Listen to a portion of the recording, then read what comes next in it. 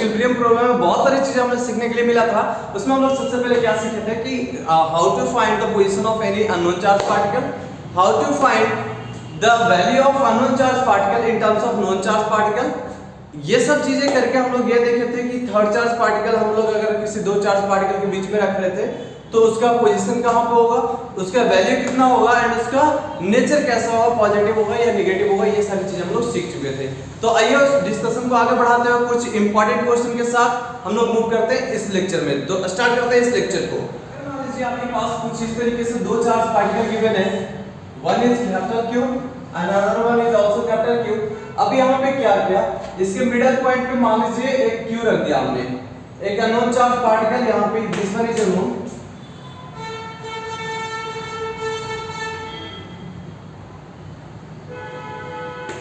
This is unknown charge particle. अब इसको यहाँ पे रखा, late us assume this distance is L, ये डिस्टेंस आपको L गिवन है, this distance is also L, that means ये मिड पॉइंट में रखा हुआ है। अब मुझे बताइए कि अगर इस चार्ज पार्टिकल को जैसे ही मैं राइट साइड डिस्प्लेस करूंगा तो यहाँ पे क्या होगा, अगर मान लीजिए चार्ज पार्टिकल यहाँ पे आ गया तो यहाँ पे जैसे ही आया तो इसकी वजह से क्या लगेगा, फोर्स ऑफ रिपल्सन इधर की ओर, यस और नो, और इसकी वजह से फोर्स ऑफ रिपल्सन किधर की ओर लगे, इधर की ओर, दैट मींस चार्ज पार्टिकल इसका डिस्टेंस कम है, चार्ज वैल्यू से, तो डिस्टेंस कम तो फोर्स ज्यादा, तो अगेन चार्ज पार्टिकल इधर आ जाएगा। जैसे इधर डिस्प्लेस करूंगा तो इसकी वजह से फोर्स इधर और उसकी वजह से फोर्स इधर, अगेन चार्ज पार्टिकल इधर डिस्प्लेस होगा। तो सोचिए चार्ज पार्टिकल क्या कर रहा है, जैसे इधर डिस्प्लेस किया तो चार्ज पार्टिकल इधर डिस्प्लेस किया तो चार्ज पार्टिकल इधर, दैट मींस ये परफॉर्म कर रहा है कुछ इस तरीके से। दैट मींस अगर पार्टिकल यहां गया तो यहां और यहां जा रहा है तो यहां, कुछ इस तरीके से सर्कुलेट कर रहा है। दैट मींस ऐसा जब सिचुएशन बनता है तो हम इसको कौन सा सिचुएशन बोलते हैं, इक्विलिब्रियम सिचुएशन।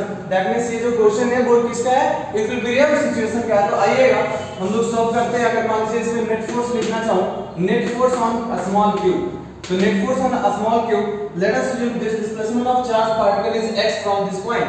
तो यहां से डिस्प्लेसमेंट अगर मान लीजिए आपने किया x, तो ये डिस्टेंस कितना बचेगा प्यारे बच्चों, यहां से लेकर यहां तक, पहले L था तो ये कितना बचेगा L - x and this distance is comes out to be, ये डिस्टेंस आपके पास कितना होने वाला है, this distance is L + x। यहां डिस्टेंस कितना बचेंगे L + x, unit charge particle का डिस्प्लेसमेंट इधर हुआ है। तो नेट फोर्स मान लीजिए हम इसको लिख रहे हैं, तो नेट फोर्स कितना लिखेंगे, k q into q divided by L - x का होल स्क्वायर, L - x का होल स्क्वायर। तो इस चार्ज पार्टिकल की वजह से इस चार्ज पार्टिकल में फोर्स किधर की ओर लगा, यस और नो। उस तरीके से यहाँ पे क्या लिखेंगे, -k अपॉन L + x का होल स्क्वायर। ऐसा क्यों क्या प्यारे बच्चों, बीच में माइनस क्यों आया, प्लस क्यों नहीं लिखा सर? तो हम लोग क्या किए, इस वाले डायरेक्शन को हम लोग पॉजिटिव मान लिए, इस वाले डायरेक्शन ऑफ फोर्स को पॉजिटिव मान लिया। आप इधर को माना, आप इधर को मान लीजिए, उससे कोई फर्क नहीं पड़ेगा। तो अगर मान लीजिए इसको सॉल्व कीजिएगा तो देखिए प्यारे बच्चों क्या आने वाला आपको करके, यहाँ से क्या कॉमन आ रहा है, k q हमारे पास कितना आ रहा है देखिएगा, 1/L - x का whole square minus 1/L + x का होल स्क्वायर। अब क्या कीजिए, इसका एलसीएम ले लीजिए, तो एलसीएम लीजिएगा तो क्या आएगा देखिएगा, इस पार्ट को मैं इरेज कर रहा हूं, नहीं लिखे तो वीडियो पॉज करके लिख लीजिएगा। तो हमारे पास कितना आने वाला सॉल्व करके, k q इधर सॉल्व कीजिएगा तो a + b का होल स्क्वायर, तो क्या बचेगा बच्चों, L² + x² + 2L * x minus, इधर से जाएगा तो क्या बचेगा, ये माइनस का साइन बीच में है, तो -L² - x² + 2L * x + 2L * x divided bye a + b * a - b क्या होता है मेरे बच्चों, a² - b², this one, yes और नो। ध्यान से देखिए नीचे ये आएगा तो a - b * a + b a² - b² this, okay. तो यहां पे क्या आ जाएगा देखिए, k q जिसने इसको चेप दिया x² को चेप दिया तो क्या आ गया, 4L * x divided by L² - x² whole square. ये तो अगर मान लीजिए ऐसा आपके पास कंडीशन गिवन है, इफ अगर आपके पास ऐसा कंडीशन गिवन है प्यारे बच्चों कि if L is greater than that of x, मतलब जो डिस्प्लेसमेंट ऑफ चार्ज पार्टिकल हुआ है from its initial position is very slightly displacement, मतलब बिल्कुल स्लाइट डिस्प्लेसमेंट किया, तो ऐसा अज्यूम कर सकते हैं। और जैसे ऐसा अज्यूम करेंगे तो L² - x² की जो अप्रोक्सीमेट वैल्यू है that value comes out to be L²। ये पहले हम लोग सीख चुके हैं, तो देखिए क्या आएगा, k q q ये वैसी बात है यार, मुझे देखिएगा कि अगर मान लीजिए 10 स्क्वायर में से माइनस कीजिए 0.001 का होल स्क्वायर, बहुत छोटा है तो इसको लिखिएगा, जब स्क्वायर कीजिएगा तब 10 रेज़ टू द पावर क्या बन जाएगा, ये -6 तो और छोटा हो जाएगा, तो इसको अप्रोक्सीमेटली हम लोग क्या लिख सकते हैं 10 स्क्वायर। उस तरीके से आप करेंगे तो क्या आ जाएगा, देखिएगा k q q 4l into x divided bye इसकी वैल्यू कितना आ चुका है l स्क्वायर, सो l स्क्वायर होल स्क्वायर। सो देखिएगा यहां से 1l को चेप दिया तो कितना बचेगा k q into q into 4x divided by l cube divided by l cube. Clear है क्या? तो ये जो फोर्स लिखा हमने, ये वाला जो फोर्स है दिस वाल in this direction, this is the net force on the charge particle is in this direction, yes और नो? तो नेट फोर्स को हम लोग पॉजिटिव इस डायरेक्शन में माने थे, अगर इसको हम मानेंगे राइट साइड में, तो राइट साइड में फोर्स कितना लग रहा है चार्ज पार्टिकल को, तो देखिएगा ये वाला पार्ट मैं इरेज कर रहा हूं, तो राइट साइड में अगर फोर्स लिखेंगे net force on charge particle along right direction, so the value of net force लगने वाले हमारे पास नेट फोर्स कितना आ जाएगा -4 kq into q x divided by l cube, this is the net force on charge particle along this direction, yes or no? तो यहाँ पे देखिएगा नेट फोर्स अगर मान लीजिए कोई भी चार्ज पार्टिकल इक्विलिब्रियम परफॉर्म करता है तो उसको कितना लिखते हैं हम लोग m into omega square into x and this is the minus है ना? दैट मींस क्या होगा कि अगर इसमें नेट फोर्स लिखूंगा तो क्या लिखूंगा minus omega x square into x, तो देखिए माइनस ने माइनस को चेप दिया, x ने x को चेप दिया, तो ओमेगा की वैल्यू आज कितना आने वाला है, ओमेगा की वैल्यू आने वाला है root under 4k³ upon l³ into m, ये 4k³ upon l³ into m। तो यहां से टाइम पीरियड लिख सकते हैं क्या, टाइम पीरियड का फार्मूला क्या होता है 2 pi by omega, 2 pi by omega. तो देखिएगा टाइम पीरियड कितना आ चुका है, टाइम पीरियड हमारे पास आ चुका है performing axis of the particle is, time period हमारे पास आ चुका है, देखिएगा time period is equals to 2 pi root under, इसको रिवर्स कर दीजिए l³ into m divided by 4k, ये this is the value of time period the performing of axis of the particle between the mid point में इस तरीके से कर रहा था। अब मान लीजिए आपके पास कुछ क्वेश्चन इस तरीके से आ जाए। नेक्स्ट क्वेश्चन देखिएगा, नेक्स्ट क्वेश्चन देखिए पहले बच्चों आपके पास कितना इंटरेस्टिंग है, और ये क्वेश्चन जेईई में 2013 में आ चुका है। क्वेश्चन क्या आया था वो मैं बताता हूं, अभी देखिएगा फिलहाल एक क्वेश्चन हम लोग इस तरीके से कुछ करने वाले हैं।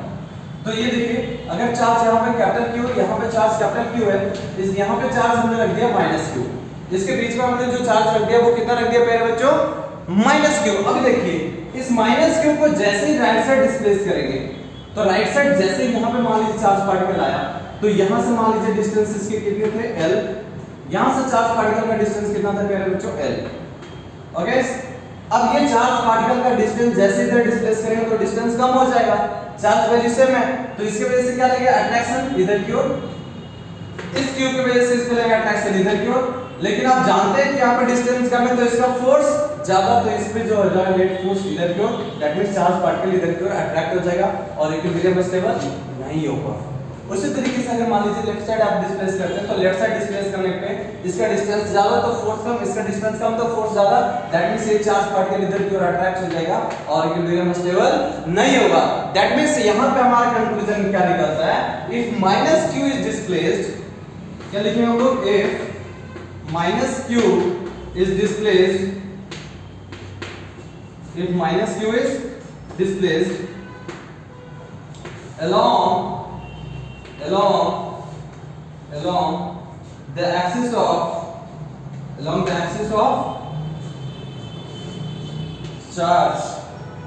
the axis of charge, the equilibrium is unstable। आपको बता चुके पहले प्यारे बच्चों कि इक्विलिब्रियम अनस्टेबल और न्यूट्रल का मतलब क्या होता है। तो इक्विलिब्रियम अनस्टेबल इसलिए हो क्योंकि चार्ज पार्टिकल इधर की ओर चला गया, यहाँ पे इक्विलिब्रियम अनस्टेबल इसलिए हो क्योंकि चार्ज पार्टिकल इधर की ओर चला गया लेफ्ट साइड, यस और no. That means -q equilibrium is unstable along the axis of charge. अब मान लीजिए आप क्या करते हैं, -q चार्ज पार्टिकल को अलोंग बाई एक्सिस डिस्प्लेस करते हैं, तो -q चार्ज पार्टिकल को जैसे ही बाई के अलोंग डिस्प्लेस करेंगे, तो let us assume the displacement of charge particle from this point is y, यहां से मान लीजिए आप बाई डिस्टेंस ऊपर ले गए चार्ज पार्टिकल को, तो देखिएगा जैसे ही बाई डिस्टेंस ऊपर ले गया तो यहां से इस पॉइंट पे मान लीजिए late us assume this point is P, तो यहां से इस पॉजिटिव की वजह से माइनस Q यहां पे आ चुका है, तो इसकी वजह से क्या लगेगा फोर्स ऑफ अट्रैक्शन नीचे की ओर, इसकी वजह से फोर्स ऑफ अट्रैक्शन किधर की ओर लगेगा मेरे बच्चों, इसकी वजह से नीचे की ओर, यस और नो, क्योंकि पॉजिटिव है नेगेटिव है तो नेट फोर्स इधर लगेगा। मान लीजिए अगर सिमेट्रिकल बनाया theta and this is also theta because दोनों का डिस्टेंस सेम था, तो देखिए इसका जो ये कंपोनेंट है, ये देखिएगा इसका जो ये कंपोनेंट है ये F है, ये क्या बोले बच्चों F, तो ये देखिएगा ये फोर्स कितना लगेगा F sin थीटा, क्यों लगेगा F sin थीटा, देखिएगा ये थीटा तो ये कितना, ये एंगल ये कितना 90, तो ये कितना 90 माइनस थीटा, ये कितना 90 माइनस थीटा, तो ये F है तो ये कितना F cos 90 minus theta that is F sin theta, that is perpendicular component. यहां पे ये फोर्स कितना लगेगा मेरे बच्चों, this is also F sin theta, again same situation, this is 90 minus theta, yes और नो। और ये नीचे की ओर फोर्स कितना लगेगा, नीचे की ओर क्यों लगेगा, क्योंकि ट्रायंगल का प्लेट नीचे हो रहा है, क्योंकि नेट फोर्स इधर है, यस और नो, तो नीचे की ओर लगेगा कितना F cos theta, F cos theta, दूसरे की वजह से नीचे की ओर कितना लगेगा F cos थीटा, मतलब नेट फोर्स किधर की ओर लगा, नीचे की ओर कितना 2F cos थीटा।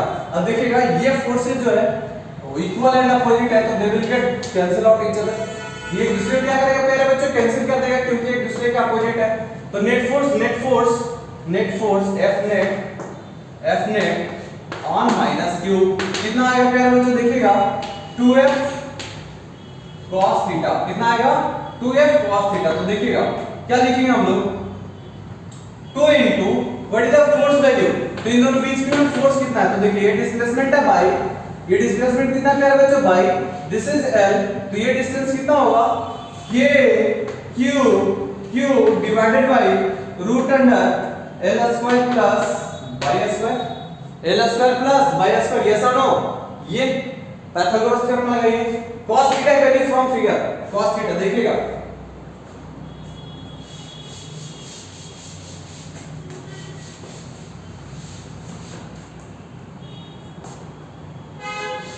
ट्रायंगल हमारा कुछ इस तरीके से है, देखिएगा this one is theta, this is root under L square plus y square, this is our y, this is our L, so cos theta की वैल्यू कितना होता है प्यारे बच्चों, cos theta is equal to base upon hypotenuse, theta के सामने वाले perpendicular बोलते हैं, तो कितना आ गया y upon root under L square plus y square, substitute this value at this point, so what you will get y upon root under L square plus y square. अब यहां पे चार्ज वैल्यू हम लोग क्या ले चुके हैं, negative, charge value क्या लेके चुके हैं नेगेटिव, तो यहां पे देखिए माइनस Q पे फोर्स इधर लगा, किधर की ओर वर्टिकली डाउनवर्ड, तो this is the net force on minus Q along by direction, तो यहां पे देखिएगा इसको सब्स्टिट्यूट करके मैं सॉल्व कर रहा हूं, देखिए क्या आ जाएगा हमारे पास नेट फोर्स की वैल्यू आ जाएगा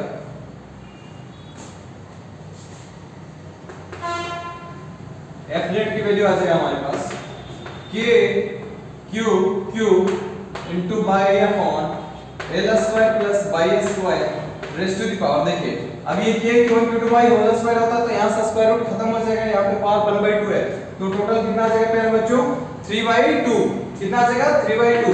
अब देखिए अगर चार्ज पार्टिकल जैसे यहां पे है तो नेट फोर्स किधर लगा नीचे की ओर, अब जैसे नीचे लाएंगे तो अट्रैक्शन किधर लगेगा ऊपर की ओर, दैट मींस ये चार्ज पार्टिकल अगेन ऊपर नीचे हो रहा है, दैट मींस चार्ज पार्टिकल क्या परफॉर्म कर रहा है, अगेन SHM परफॉर्म कर रहा है, तो फोर्स कितना लिखेंगे -m ओमेगा स्क्वायर किधर की ओर कर रहा है बाय डिस्प्लेसमेंट, तो इनटू बाय ने बाय को चेक दिया, माइनस में माइनस को चेक दिया, तो देखिएगा अगेन कंडीशन यही रहेगा कि हम डिस्प्लेसमेंट बहुत ज्यादा नहीं कर सकते हैं, that means the value of L is greater than that of y, that means L square plus y square, हम लोग क्या सब्स्टिट्यूट करेंगे approximately L square, so what you will get from here, you will get K Q divided by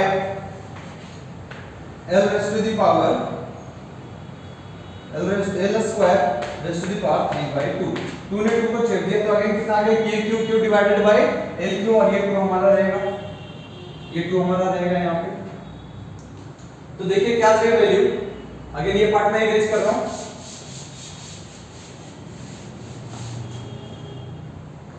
तो value हमारे पास आने वाला है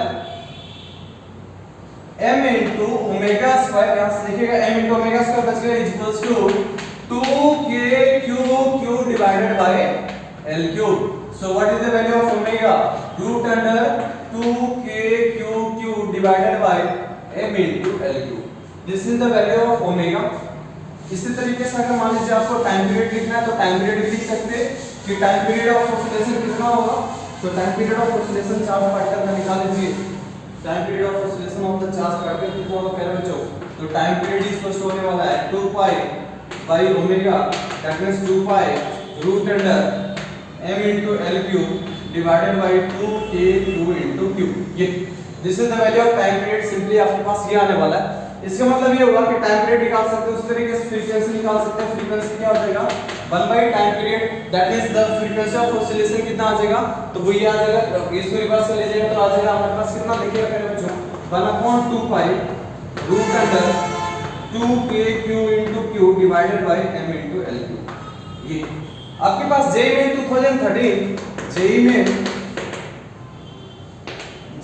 2013 में जो क्वेश्चन आया है वो आपके पास कुछ इस तरीके से आया था कि अगर मान लीजिए दो चार्ज पार्टिकल है q एंड q, दो चार्ज पार्टिकल है q and q, small q in fact लिया था, small q and small q, and a third charge particle q not is equals to q by 2.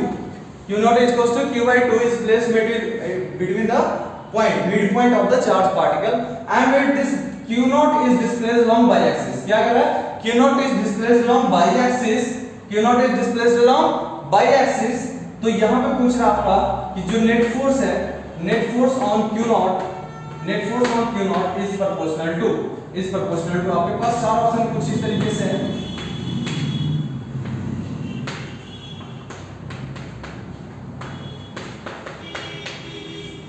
आपके पास इस तरीके से ऑप्शन गिवन है अमीरा, बसंती, चंपा, डॉली. कुछ इस तरीके से ऑप्शन आपके पास गिवन है A B C and D. तो आपको बताना है कि नेट फोर्स जो होगा किसके प्रोपोर्शनल होगा. तो सिंपल सेम क्वेश्चन है, देखिएगा क्या करिएगा इसमें.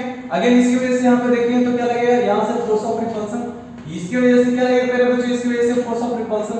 तो नेट फोर्स यहां पे किधर होने वाला, ऊपर की ओर. नेट फोर्स ऊपर होने वाला और चार्ज पॉजिटिव है तो यहां पे डायरेक्ट मैं लिख रहा हूं. देखिए फोर्स वैल्यू हम लोग क्या लिख सकते हैं,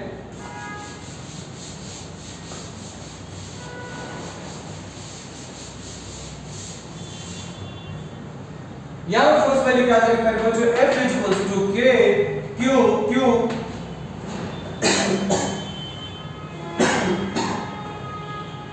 into Q not by 2 divided by root under, ये आपके पास डिस्प्लेसमेंट बाय गिवन था, ये डिस्टेंस a गिवन था. तो ये देखिए ये कितना आ जाएगा a square plus y square, again cos theta, यहाँ थीटा लीजिएगा तो cos थीटा कितना लिखेंगे मेरे बच्चों, pi upon root under a square plus y square, and ये k q into y r square होता है. तो यहाँ पे देखिएगा जो फोर्स आने वाला है k q not by 2, that means q by 2, तो q by 2 a square plus y square raise to the power 3 by 2 into y. Again condition आपका क्वेश्चन के अंदर गिवन था, कंडीशन ये गिवन था कि जो y है that will be less than that of a. तो अगेन यहाँ पे क्या हो जाएगा y square plus a square, y square plus a square is approximately equivalent to a square, जो बड़ा वाला उसके इक्विवेलेंट हो जाता है. तो यहाँ पे क्या आ जाएगा मेरे बच्चों, net force is equals to k q square into y divided by 2 into a square plus y square raise to the power 3 by 2. तो डायरेक्ट मैं इसको लिख रहा हूँ कितना, aq, कितना लिख रहा हूँ aq. देखिए नेट फोर्स लिखते हैं तो दो फोर्सेस की वजह से लिखते हैं. ये तो एक का फोर्स लिखा तो दो का कितना हो जाएगा into 2, दो का कितना हो जाएगा into 2. ये ऐसा लिखा था ना मैंने, a की वजह से लिखा था. इधर की ओर भी फोर्स सेम है तो into क्या कर देंगे 2, into क्या कर देंगे 2. सो 2 ने 2 को चेप दिया तो देखिए force is directly proportional to what, by. तो ऑप्शन कौन सा था, A is the right answer for this question. तो ये जे में 2013 का क्वेश्चन था. चलिए मूव करते हैं हम लोग नेक्स्ट क्वेश्चन पे.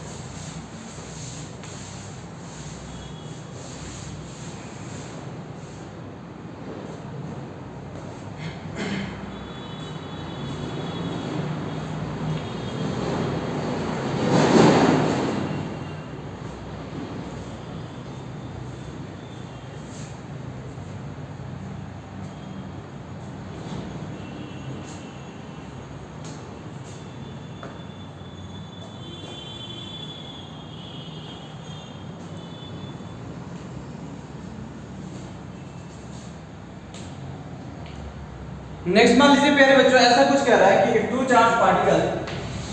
charged particles are suspended from two massless thread, or you can say two charged sphere having charge q and mass m, are suspended through a thread of length l, and this is a massless, ये जो string आपका massless given है, इस तरीके से आपको suspend कर दिया। तो ये कह रहा है कि अगर मान लीजिए चार्ज पार्टिकल को इस तरीके से हल किया आपने, तो बताइए what is the situation of equilibrium. तो सिचुएशन ऑफ इक्विलिब्रियम अगर मान लीजिए 1 पे चार्ज q है, अनदर चार्ज इज 4q, तो बताइए ए पार्ट ये है, बी पार्ट आपके पास गिवन है लाइक दिस,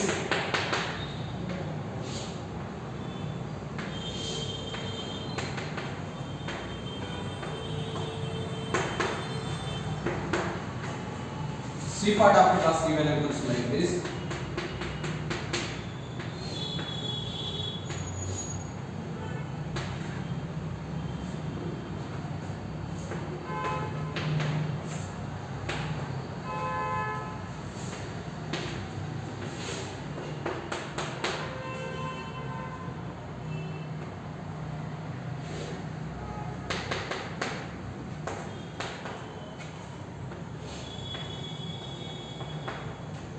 अब मुझे बताइए कि अगर दो चार्ज पार्टिकल है, एक charge particle value charge q है, दूसरे की चार्ज 4q है, मास दोनों का सेम है, तो which of the following situation is in equilibrium condition. तो इक्विलिब्रियम कंडीशन में कौन सा सिचुएशन है? If this system is placed in a gravitational system, मतलब ग्रेविटी जहां पे प्रेजेंट है वहां पे हमने सिस्टम को रखा है। तो मुझे बताइए कि कौन सा ऑप्शन करेक्ट है, आप कमेंट सेक्शन में जरूर बताइए कौन सा है, ए बी सी डी, कौन सा ऑप्शन करेक्ट है। तो देखिए प्यारे बच्चों आपको कौन सा करेक्ट है, तो कई बच्चे ऐसे सोच पा रहे होंगे कि सर ये जो वो क्यों है, यहाँ पे क्यों है, तो इसमें फोर्स ऑफ रिपल्सन ज्यादा लगेगा तो बी करेक्ट है। तो आप गलत सोच रहे हैं। अब क्या सोच रहे हैं? गलत सोच रहे हैं, क्योंकि हम लोग जानते हैं कि जितना electrostatic force one charge particle दूसरे पर लगाता है उतना ही चार्ज पार्टिकल दूसरा पहले पर लगाता है, क्योंकि एक्शन रिएक्शन पेयर फोर्सेस है। तो जितना फोर्स इसने इस पे डेवलप किया उतना ही फोर्स इसने इस पे डेवलप किया, दोनों इक्वल फोर्स डेवलप करता है, क्योंकि इलेक्ट्रोस्टैटिक फोर्स दो चार्ज पार्टिकल पे इक्वल होते हैं। इसका मतलब करेक्ट आंसर इसका कौन हो जाएगा? This is theta, this is also theta, तो A part is the correct answer. One part first part is the correct answer. अगर मान लीजिए इसी क्वेश्चन में अगर मैं बोलूं कि if the same charge particle is placed in a gravityless system, मतलब जहां पे वैक्यूम में रख दे, जहां पे कोई ग्रेविटी नहीं है, तो ये IIT 1986 का आया हुआ क्वेश्चन है। देखिए क्वेश्चन क्या है आपके पास। तो आपके पास क्वेश्चन कुछ इस तरीके से था कि दो चार्ज पार्टिकल है जिसकी charge value capital Q and capital Q है, एंड दोनों चार्ज पार्टिकल को जो है सेम स्ट्रिंग से दो स्ट्रिंग के थ्रू क्या किया, हम किया है in vacuum situation. That means कुछ ऐसा था, ऐसा चार्ज पार्टिकल है, चार्ज स्फीयर कुछ ऐसा, ये Q, this is also Q, mass m, okay. If this situation is placed in a vacuum system, मतलब कि क्या है, चार्ज पार्टिकल को हम लोग वैक्यूम सिस्टम में रख दे जहां पे कोई ग्रेविटी प्रेजेंट नहीं है, ग्रेविटेशनल लेस सिस्टम। तो ग्रेविटेशनल लेस सिस्टम में जैसे ही रखा,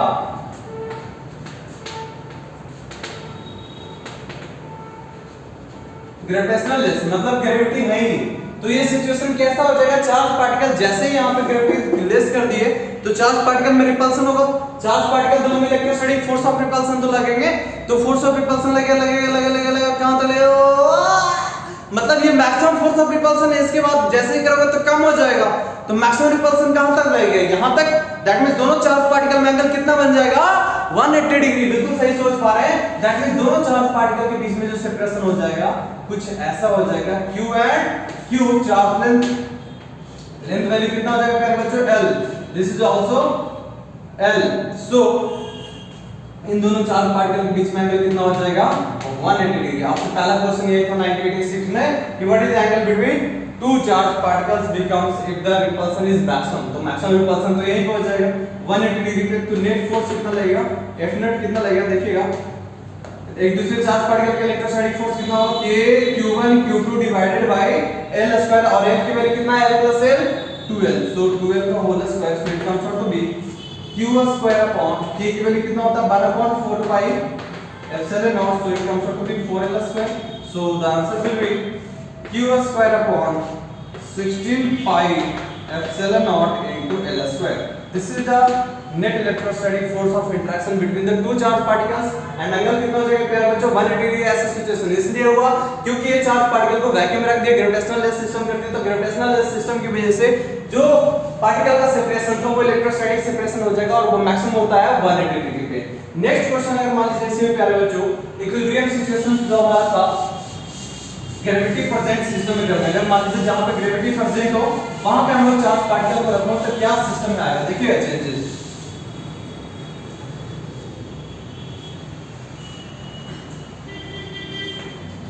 अगर प्यारे बच्चों इसी सिचुएशन को जो लास्ट सिचुएशन हम लोग डिस्कस किए इलेक्ट्रोस्टैटिक जो फोर्स है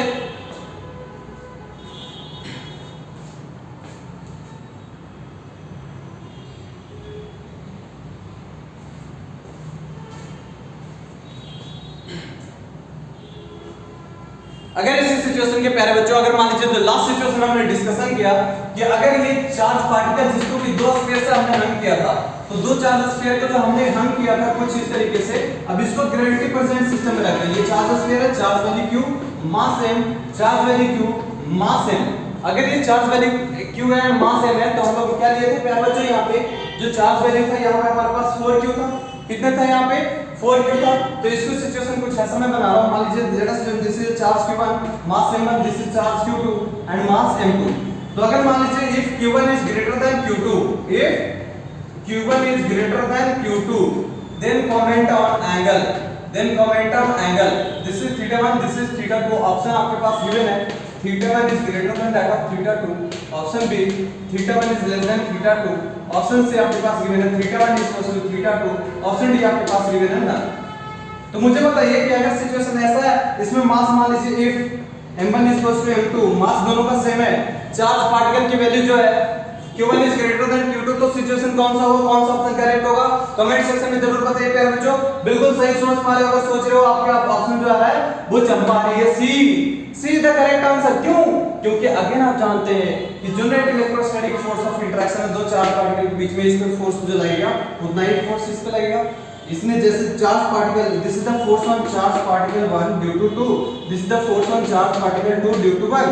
तो ये दोनों जो फोर्स होता है वो इक्वल होता है क्योंकि electrostatic force acceleration pair forces है तो इक्वल लगता है, अपोजिट डायरेक्शन में लगता है। ये सारी चीजें आप लोगों को मालूम है पहले से, मास दोनों का सेम है तो एंगल क्या हो जाएगा, दोनों इक्वल हो जाएंगे। यस और नो। लेकिन इसी को अगर सेकंड क्वेश्चन बनाओ, सेकंड क्वेश्चन ये बनाओ आपके पास कि Q1 Q2 जो भी है बराबर है डिफरेंट है उससे कोई फर्क नहीं पड़ता। इफ ऐसा बना दूं कि if m1 is greater than m2, m1 is greater than m2, अब मुझे बताइए कौन सा ऑप्शन करेक्ट हो जाएगा, अब मुझे बताइए कौन सा ऑप्शन करेक्ट हो जाएगा। सेम क्वेश्चन बस हमने m1 की वैल्यू को ज्यादा कर दिया है, तो m1 की वैल्यू ज्यादा कर दिया तो आपको कौन सा ऑप्शन है, अगर सोच रहे हैं आप सी, अगर आप सोच रहे हैं कि आंसर सी है तो आपके पास गलत आंसर है। क्यों प्यारे बच्चों? क्योंकि ऐसा देखिएगा अब ये ऐसे चार्ज पार्टिकल थे दोनों, अब चार्ज पार्टिकल जब ऐसे थे दोनों, अब ये मास m1 ज्यादा हो गया, ग्रेविटी प्रेजेंट है तो m1 पे फोर्स ग्रेविटेशनल फोर्स तो ज्यादा लगेगा ना, m1 कहेगा तो ये नीचे आएगा और नीचे आएगा, नीचे लेकर आएगा क्योंकि इसका भार ज्यादा हो रहा है, वेट इसका वेट फोर्स ज्यादा लग रहा है नीचे की ओर, तो जैसे ये ज्यादा आया तो इसका थीटा क्या हुआ, देखो तो थीटा क्या हुआ, कम हो गया, तो थीटा कम हो गया, दैट मींस ये थीटा 1 क्या हो गया मेरे बच्चों कम, तो थीटा तो क्या हो गया ज्यादा, तो बसंत इज द करेक्ट वन, मतलब theta 2 is greater then that of theta 1 because of gravitational force of this mass m1 is greater then that of this m2। सो यहाँ पे जो इसका जो है इधर की ओर झुकाव ज्यादा हो जाएगा तो इधर की ओर झुकेगा, साला पुष्पराज क्या झुकेगा नहीं, अरे ये झुकना पड़ेगा यहाँ पे क्योंकि मास ज्यादा हो गया, मास ज्यादा हो गया तो झुकना पड़ेगा, तो झुकना पड़ेगा। तो देखो सिचुएशन कुछ ऐसा। नेक्स्ट क्वेश्चन आपके पास देखिए कुछ ऐसा ही है, इंटरेस्टिंग सा।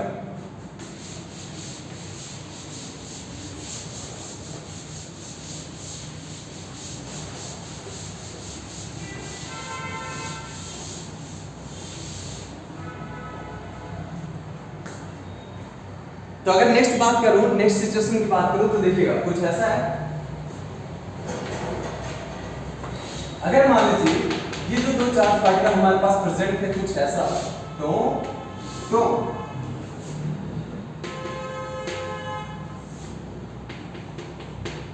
ये charge particle Q mass m, this charge particle is Q mass m।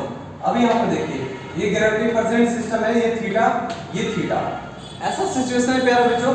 अब मान लीजिए इसका एनालिसिस हम लोग करना चाहते हैं। ये लेंथ आपके पास गिवन है l, ये लेंथ गिवन है आपके पास l।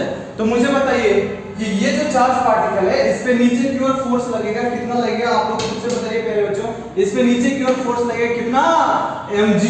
कितना लगेगा प्यारे बच्चों, ये mg।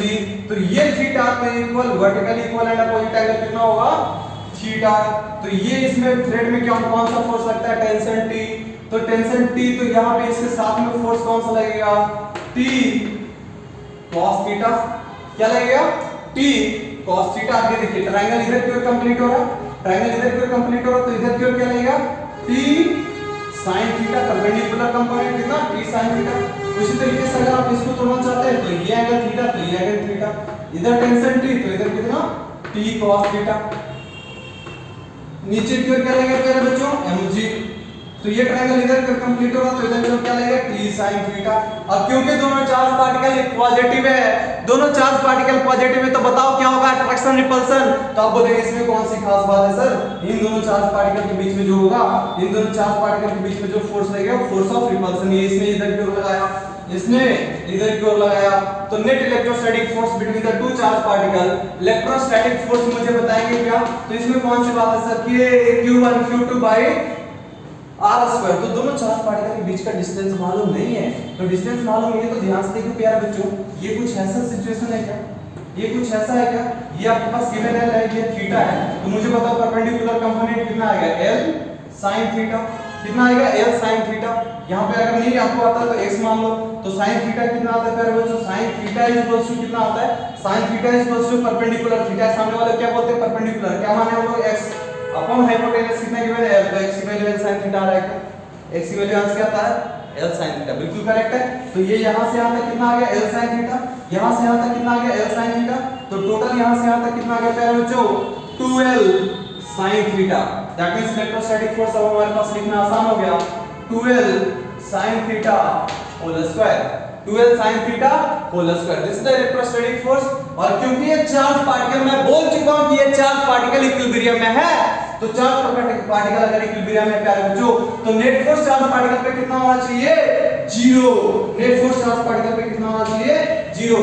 अगर F नेट 0 है इसका मतलब क्या होना चाहिए, T cos थीटा ऊपर की ओर लग रहा है और mg नीचे की ओर लग रहा है, तो क्या दोनों के वैल्यू बराबर होना चाहिए, यस। तो T cos theta equals to क्या लिख लेंगे हम लोग, mg। This is equation number 1, this is equation number 1। उसी तरीके से T sin थीटा, इधर क्या लग रहा है, F इलेक्ट्रोस्टैटिक, तो ये क्या दोनों वैल्यू बराबर होना चाहिए, यस। तो यहाँ पे क्या लिख लेंगे, T sin theta equals to F electrostatic and this is equation number 2। तो यहाँ पे देखिए अब इलेक्ट्रोस्टैटिक फोर्स की वैल्यू मैं यहाँ पे सब्स्टिट्यूट करने वाला हूँ और इस पार्ट को मैं इरेज कर रहा हूँ। अगर नहीं लिखे तो स्क्रीन पॉज करके लिख दीजिए। That is how to analysis of the two charge sphere placed in equilibrium situation hung through the two strings having length L in the gravity present system। तो देखिए कुछ इस तरीके से होगा।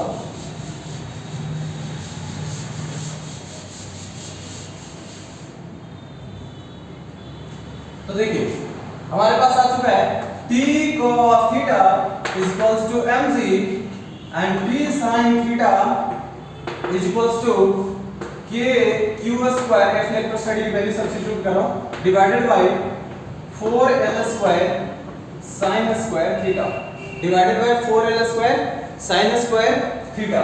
अगर मान लीजिए आपको यहां से टेंशन निकालना है, अगर मान लीजिए टेंशन निकालना है, अगर मान लीजिए यहां से मास की वैल्यू निकालना है, अगर मान लीजिए यहां से आप लेंथ निकाल सकते हैं, मान लीजिए आप यहां से थीटा निकालना चाहते हैं, यहां से आप क्या निकाल सकते हैं, यहां से आप चार्ज वैल्यू भी निकाल सकते हैं।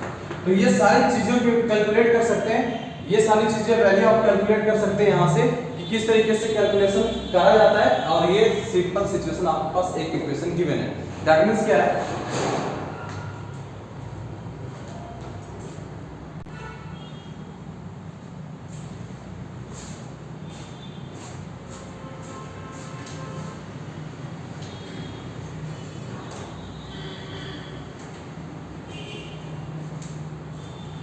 तो अगर मान लीजिए आप यहाँ पे टेंशन T निकालना चाहते हैं तो टेंशन T के लिए क्या करेंगे बच्चों, this is equivalent of electrostatic. ये हमारे पास 1 है, ये हमारे पास 2 है। तो यहाँ पे क्या कीजिए, स्क्वायर करके दोनों इक्वेशन को ऐड कर दीजिए। So what you will get from this side, T square, इन दोनों में कॉमन हो जाएगा, इधर क्या आ जाएगा sin square theta plus cos square theta. Is equals to right side कितना आ जाएगा mg whole square plus electrostatic square. So यहां से देखिए sin square theta plus cos square theta जानते हैं कितना होता है प्यारे बच्चों 1 होता है। So what will get the value of t t equals to root under of mg square plus f electrostatic square simple. तो ये वैल्यू आपका यहां से कैंसिल आ जाएगा। उस तरीके से आप यहां से जो भी निकालना चाहते हैं उसके अकॉर्डिंग आप इवैल्यूएट कर लेंगे और आपसे क्वेश्चन सॉल्व हो जाएगा। तो आइए क्वेश्चन करते हैं हम लोग जो जेईई मेन में 2011 में आपका क्वेश्चन आ चुका है, तब IEEE के नाम से हुआ करता था। तो उस क्वेश्चन में क्या आया था हम उस क्वेश्चन को देखते हैं।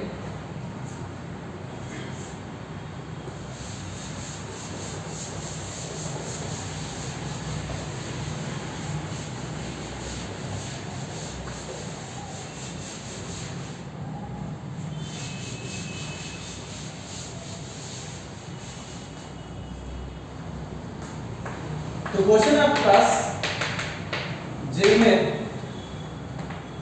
ये 2011 में आ चुका है। तो देखिए ये क्वेश्चन में सेम क्वेश्चन कह रहा था कि टू चार्ज स्फीयर आर हंग और you can say suspended from a common point with the string having length L, charge will equivalent mass M, charge will equivalent mass M respectively, right.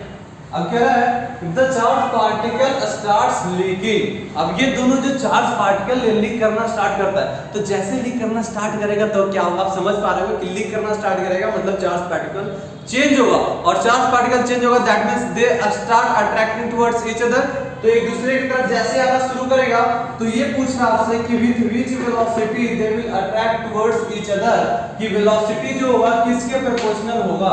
Option आपके पास given था कुछ ऐसा x के power 1/2, option B x के power -1/2, option C x के power 3/2 and option D x के power square, कुछ ऐसा गिवन है, राइट। तो यहाँ पे आपको क्या निकाला कि वेलोसिटी किस वेलोसिटी से एक दूसरे की तरफ अट्रैक्ट होगा। क्वेश्चन देख रहे हैं कितना इंटरेस्टिंग बना दिया करके कि मतलब किस वेलोसिटी से अट्रैक्ट होगा ये आपको बताना है। तो देखिए क्वेश्चन से में अगर ये इक्विलिब्रियम सिचुएशन में चार्ज पार्टिकल है प्यारे बच्चों तो this angle is theta, this angle is theta, yes और नो।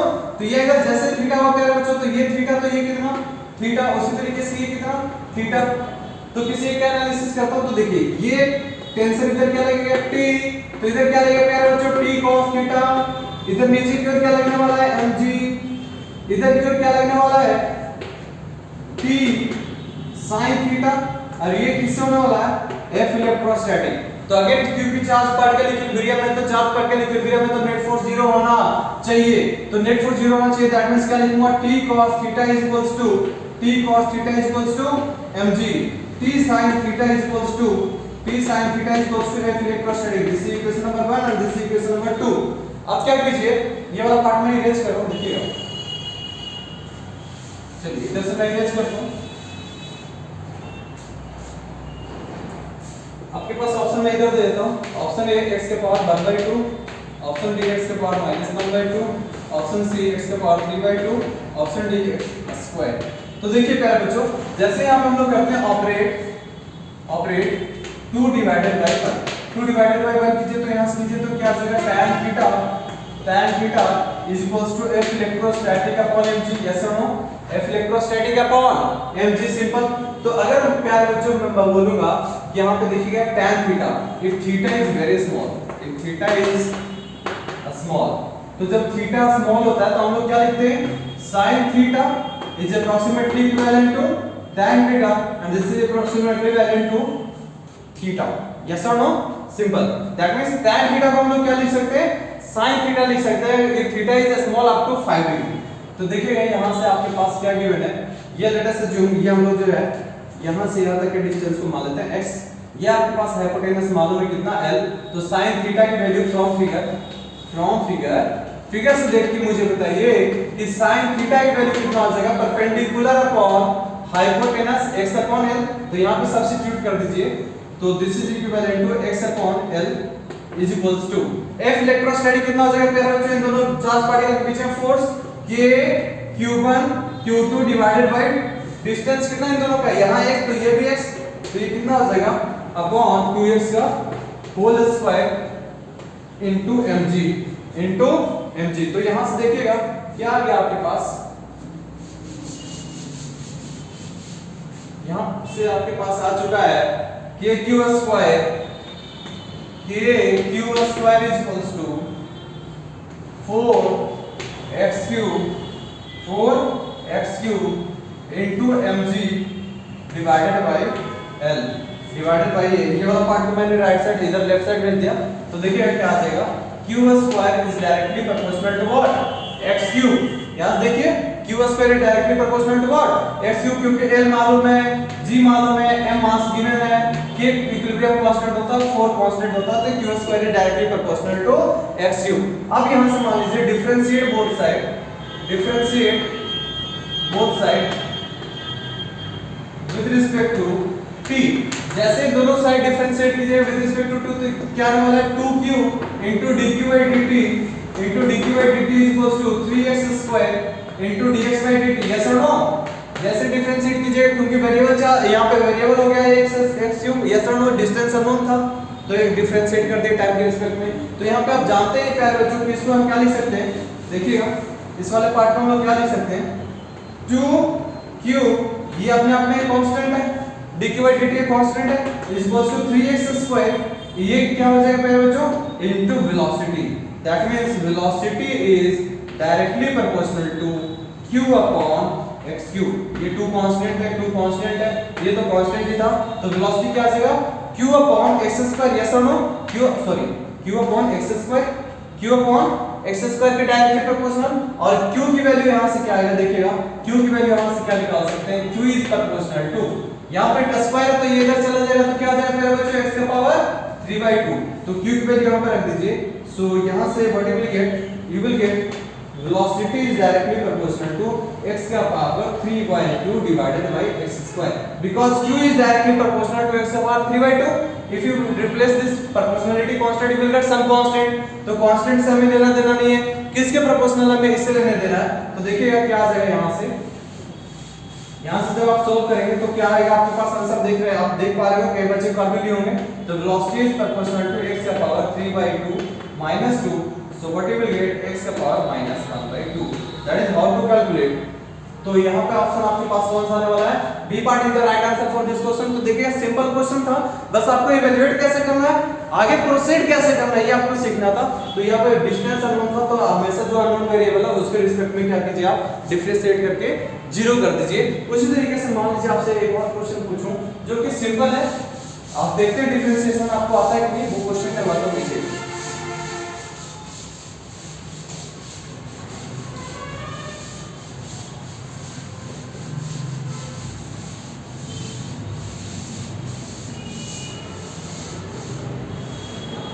आपके पास कुछ ऐसा क्वेश्चन है कि अगर दो चार्ज पार्टिकल, सिंपल एक चार्ज पार्टिकल है आपके पास q, कैपिटल q आपके पास चार्ज पार्टिकल गिवन है, if this charge particle is divided into 2 parts, मतलब यहां से टूटकर एक q बन गया, तो दूसरा क्या बचेगा, q minus q obviously, yes or no?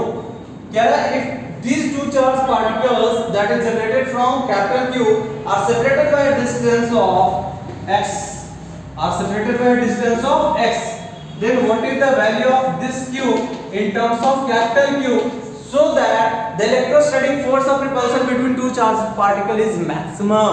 मतलब आपके जो कह रहा है कि इन दोनों चार्ज पार्टिकल के बीच में इलेक्ट्रोस्टैटिक फोर्स जो है वो मैक्सिमम हो, मतलब फोर्स क्या होना चाहिए मेरे बच्चों, मैक्सिमम। तो देखिए मैक्सिमम करने के लिए देखिए यहाँ पे आपको डिस्टेंस बता रखा है कितना है x। अगर ये डिस्टेंस नहीं भी बताता तो आप सिंपल एज्यूम कर लेते हैं, यस और नो। तो नेट इलेक्ट्रोस्टैटिक फोर्स कितना लिखेंगे मेरे बच्चों, बोल दीजिए Q1Q2 divided by x², yes और नो। तो यहाँ पे देखिए जैसे ही इसको हम मल्टीप्लाई करेंगे तो क्या बन जाएगा, Q into Q minus Q² divided by x²। अब देखिए क्योंकि फोर्स आपसे मैक्सिमम पूछा है, क्या पूछा, force is maximum, that means क्या लिखेंगे आप, dF अपॉन dQ, क्योंकि यहाँ पे वेरिएबल कौन है, अननोन चार्ज पार्टिकल। तो जब भी आपको क्या कहे कि मैक्सिमम, तो हमेशा क्या कीजिए, डिफरेंशिएट करके विद रिस्पेक्ट टू वेरिएबल 0 कर दीजिए इस क्वांटिटी को, you will get the maximum value. So differentiate this value, so what you will gate, इसको डिफरेंशिएशन कीजिएगा तो क्या आ जाएगा, देखिएगा क्या आ जाएगा कि ये कांस्टेंट है, इसका differentiation with respect to q बचेगा, यहां पे क्या बचेगा बच्चों, 2q divided by x² equals to 0। तो देखिए ये क्वांटिटी तो कांस्टेंट है, ये कभी 0 नहीं हो सकता, तो 0 किसको होना पड़ेगा, q minus 2q को, this is equivalent to 0. So what you will get? You will get the value of q is equals to 2q. That means q की वैल्यू कितना होना चाहिए? q/2. This is the value of a small q in terms of capital Q for the maximum electrostatic force of repulsion between two charges. तो ये simple आपके पास था। अब मान लीजिए आपके पास नेक्स्ट जो क्वेश्चन है कुछ इस तरीके से अगर मान लीजिए आपसे मैं पूछ लूं, देखिएगा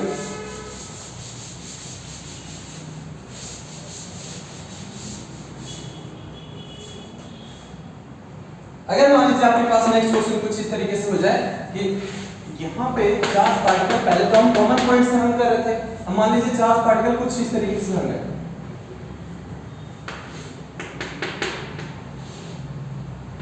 ये charge particle plus Q, this charge particle is minus Q. यहाँ पे जो एंगल है ये थीटा गिवन है, यहाँ पे जो एंगल गिवन है वो कितना गिवन है प्यारे बच्चों? Theta. And the separation between two charges is D. D separation से हमने क्या किया? चार्ज पार्टिकल को हंग किया, दोनों चार्ज पार्टिकल के बीच में जो सेपरेशन है हंग करने का पॉइंट वो डी है। तो आपसे ये पूछ रहा है thread length is L, thread length is L. तो देखिए ये थीटा, तो अगेन कंपोनेंट इसका कैसे ब्रेक करेंगे? ये थीटा तो अगेन ये थीटा, अगेन ये कितना प्यारा बच्चों? थीटा। तो देखिए इसमें टेंशन टी लगेगा, यस और नो? तो ये टेंशन टी, तो ये कितना प्यारा बच्चों? यहाँ पे टेंशन कितना लगेगा? टी cos थीटा, यस और नो? यहाँ पे जो लगेगा, यहाँ पे ये लगेगा टी sin थीटा, ये ट्रायंगल कंप्लीट करने के लिए। नीचे क्या लगेगा मेरे बच्चों? मास m है तो mg। यहाँ पे दोनों नेगेटिव चार्ज अपोजिट चार्ज है, that means this is electrostatic. ये क्या लगेगा? Attraction force.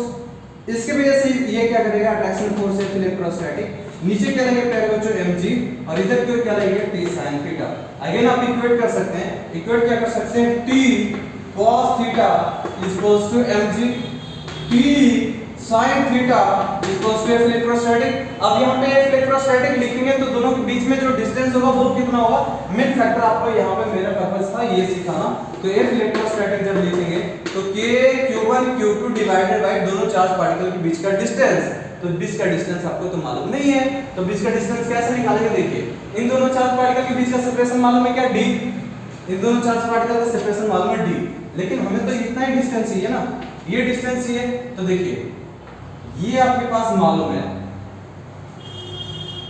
ये आपके पास मालूम है, ये आपके पास मालूम हो जाएगा। देखिए ये थीटा है, ये प्यारा बच्चों एल है, तो ये परपेंडिकुलर कंपोनेंट कितना होगा? L sin theta. ये परपेंडिकुलर कंपोनेंट कितना होगा प्यारा बच्चों? उसी तरीके से ये परपेंडिकुलर कंपोनेंट कितना होगा? L sin theta. तो देखिए d में से ये वाला अगर दोनों माइनस कर दें तो क्या हमारा डिस्टेंस आ जाएगा? टोटल डिस्टेंस d है, अगर ये दोनों से प्रेशर को माइनस कर दें तो क्या हमारा ये वाला पार्ट बच जाएगा? यस और नो? तो देखिए क्या लिखूंगा? d minus 12 sin theta whole square. That is how to write the electrostatic force between these two charge particles. And इस तरीके से जो भी यहां से निकालना आप फिर से एनालिसिस कर सकते हैं, सारी वैल्यूज यहां से कैलकुलेट कर सकते हैं। तो ये था एक बेसिक इक्विलिब्रियम का क्वेश्चन कि किस तरीके से आप हल करते हैं, तो इक्विलिब्रियम सिचुएशन में कैसे एनालिसिस हम लोग क्वेश्चन का करते हैं। चलिए मूव करते हैं नेक्स्ट क्वेश्चन पे।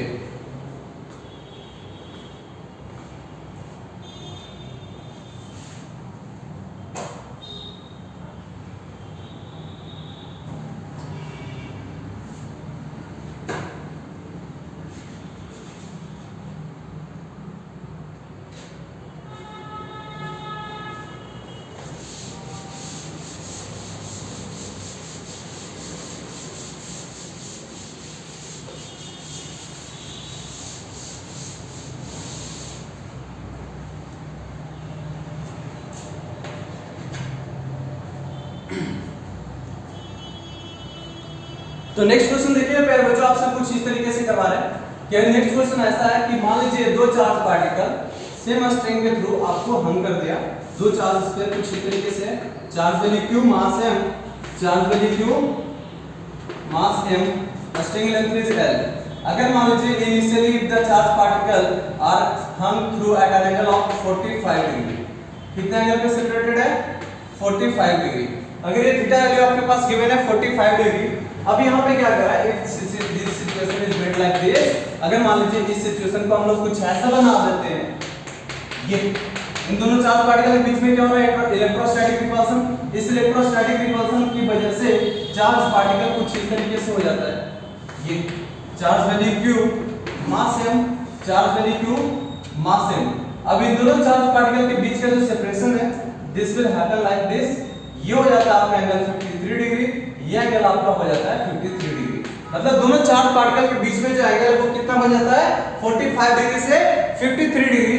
और this charge particle is release from this point, यहां से अगर रिलीज किया जाता है, this charge particle is release, अगर यहां से मान लीजिए हम लोग रिलीज करते हैं प्यारे बच्चों, तो यहां पे क्या होगा, रिलीज होगा तो नीचे की ओर क्या होगा, टेंजेंशियल एक्सेलरेशन। क्या होगा, टेंजेंशियल एक्सेलरेशन। आपसे पूछ रहा है what is the value of this tangential acceleration, what is the value of this tangential acceleration in terms of g, at is equals to question mark in terms of g। आपसे क्या पूछ रहा है, gravitational acceleration के form में tangential acceleration की value पूछ रहा है। तो आइए सॉल्व करते हैं इस क्वेश्चन को, देखिएगा। तो यहां से ये लेंथ कितना है, तो देखिए ये लेंथ हम लोग जानते हैं परपेंडिकुलर कंपोनेंट है, तो कितना होगा l sin theta, theta value is 45 degree, so what will gate l/√2। यहां से ये वैल्यू अगर निकालेंगे तो कितना आ जाएगा सेपरेशन अगेन l/√2, यस और नो। तो टोटल डिस्टेंस यहां से यहां तक कितना आ गया प्यारे बच्चों, 2l/√2। तो इसको क्या लिख सकते हैं, √2l, √2 पे लिख सकते हैं ना, √2 * √2, तो कितना आ जाएगा √2l। तो यहां पे देखिएगा अगेन मैं ये एंगल थीटा, तो देखिए ये एंगल कितना 45 डिग्री, ये 45 तो ये 45, तो ये कितना t cos 45 degree, this is t cos 45 degree. यहां से देखिएगा ये इलेक्ट्रोस्टैटिक रिपल्शन है, इलेक्ट्रोस्टैटिक इधर, और इसका एंगल इधर कंप्लीट होगा t sin 45 डिग्री। तो देखिए इक्वेट कीजिए तो क्या आ जाएगा आपके पास, t cos 45 degree equals to mg, t sin 45 degree equals to F electrostatic, divide two equations, what you will get, this will get cancelled out, 45 degree same होता है। तो यहाँ पे देखिएगा क्या आने वाला है आपका कि mg is equals to F electrostatic, mg is equals to F electrostatic, है ना। तो देखिएगा ये वाला पार्ट को मैं इरेज कर रहा हूँ प्यारे बच्चों। देखिए आपके पास क्या आ चुका है, mg is equals to F electrostatic, और F इलेक्ट्रोस्टैटिक कितना होगा, K Q1 Q2 divided by L, दोनों के बीच का डिस्टेंस कितना था प्यारे बच्चों, √2l। So this value is this, दोनों का सेपरेशन कितना था √2l, so you will gate K Q² upon 2l² mg। सो यहां से देखिएगा K Q² अपॉन l² की वैल्यू कितना आ चुका है 2mg, K Q² upon l² की वैल्यू कितना आ चुका है 2mg। अब आते हैं इस सिचुएशन पे, इस सिचुएशन को देखिएगा, इस डायग्राम को मैं इधर थोड़ा ड्रॉ कर रहा हूं दोबारा से, ताकि आप कंपोनेंट इस तरीके से ब्रेक करेंगे वो आप देख पाएं।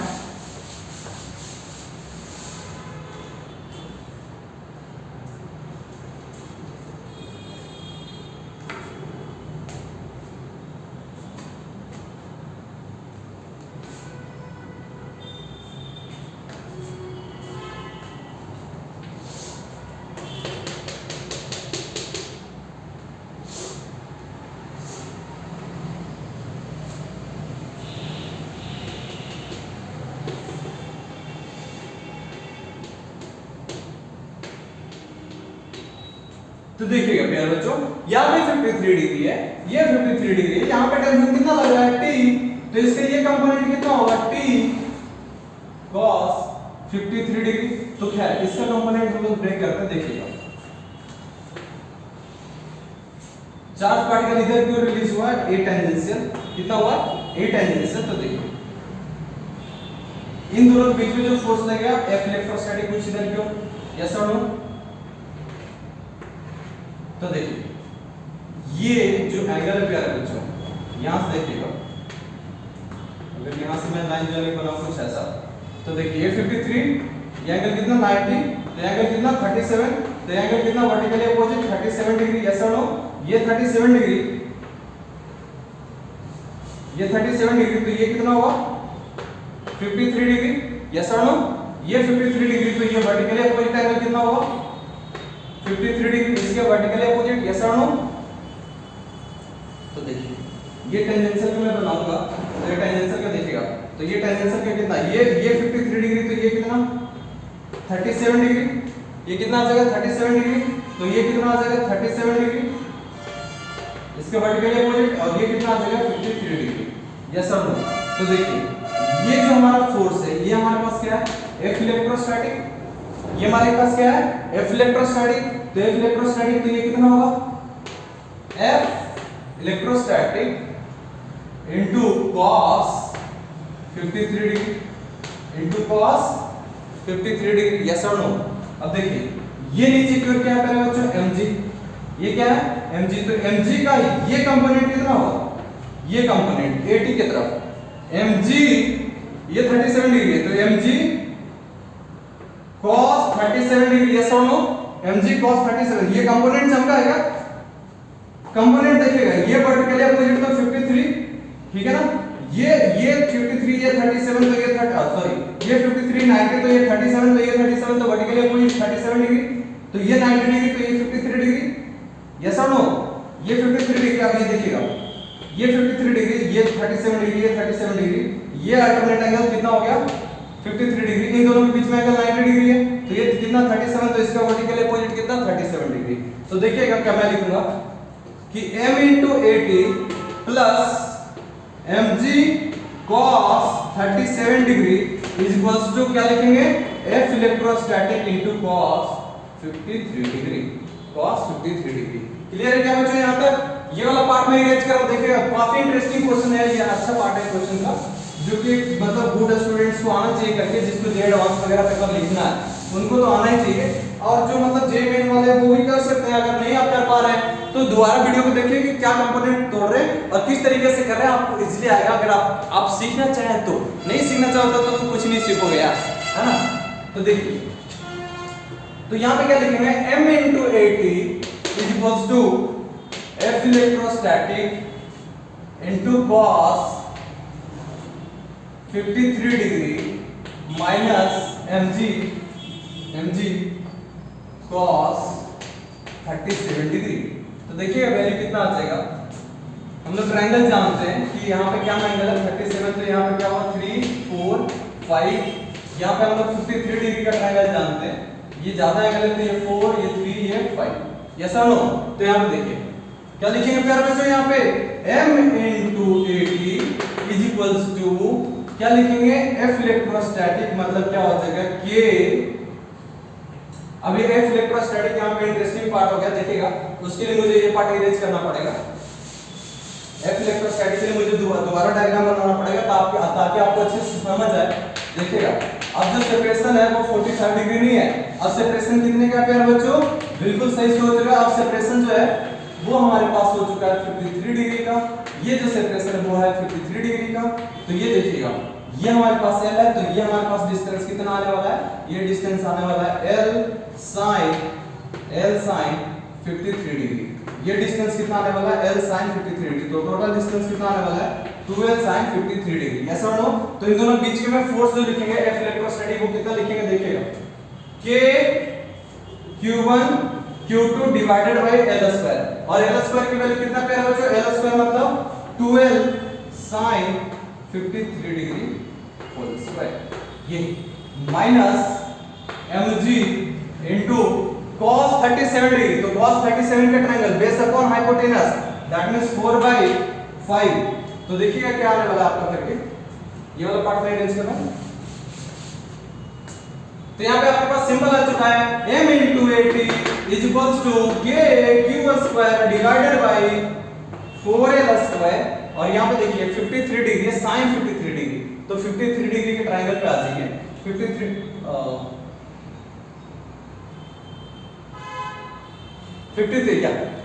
डिग्री के ट्रायंगल पे आ जाइए, साइन मतलब क्या, परपेंडिकुलर अपॉन, तो कितना हो जाएगा 4/5, तो यहाँ पे रखिए 4/5, तो कितना आ जाएगा, ऊपर जाएगा 5 का स्क्वायर मतलब 25, नीचे आ जाएगा कितना 16।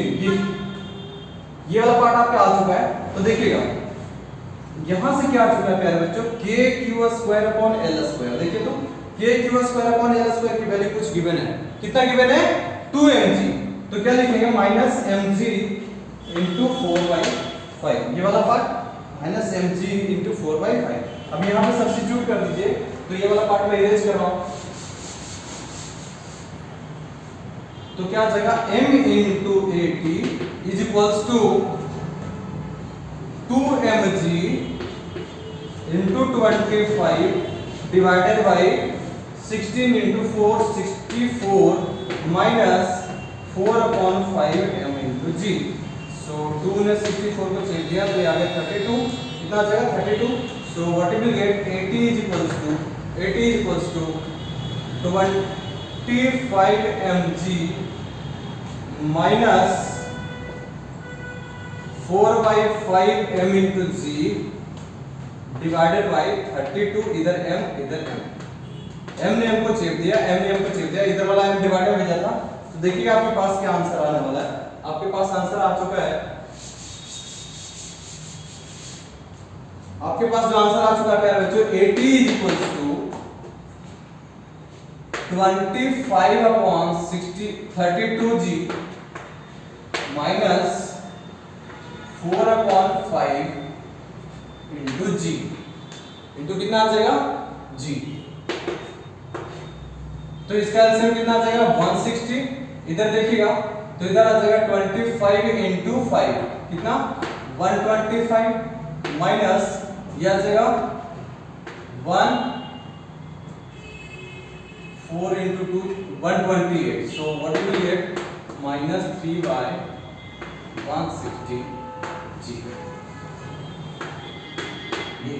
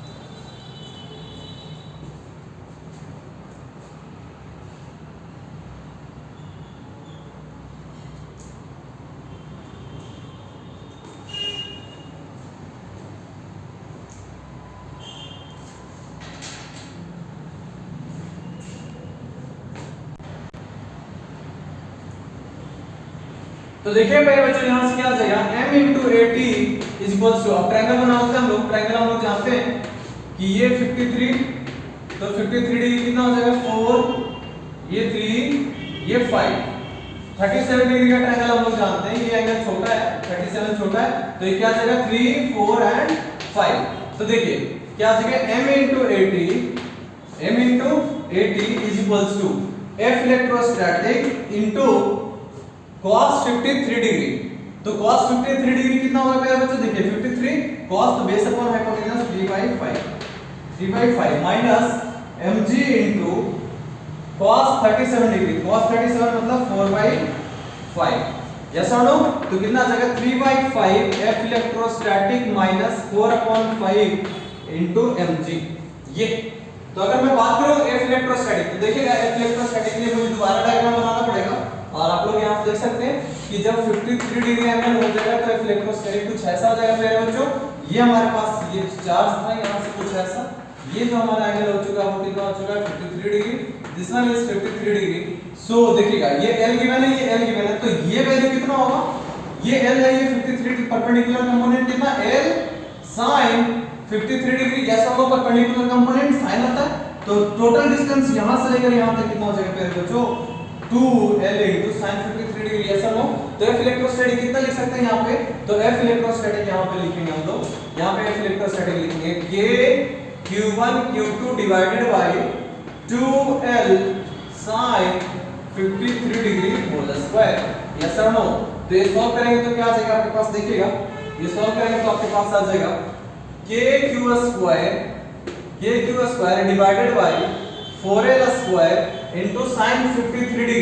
तो 53 डिग्री ट्रायंगल में जाइए perpendicular upon hypotenuse, that means 4/5, सो 4 का स्क्वायर इज 16 और 5 का स्क्वायर इज 25। सो आपके पास देखिएगा कितना आने वाला है ये इलेक्ट्रोस्टैटिक आपके पास आ चुका है 25/64 kq² L²। अब यहाँ पे क्या कीजिए, kq² की वैल्यू हमें मालूम है क्या है बच्चों, 2mg। क्या है 2mg। जब यहाँ पे सब्स्टिट्यूट कीजिएगा तो F इलेक्ट्रोस्टैटिक की वैल्यू आपके पास आ जाएगा कितना, 25/32 m into g। 2 से कैंसिल हो जाएगा 64, तो यहाँ पे सब्स्टिट्यूट कर दीजिए। So what you will gate 3/5 into 25/32 mg minus 4/5 m into g, minus 4/5 m into g। तो यहाँ पे देखिएगा टेंजेंशियल एक्सीलरेशन यहाँ से आ चुका आप लोगों के पास। देखिए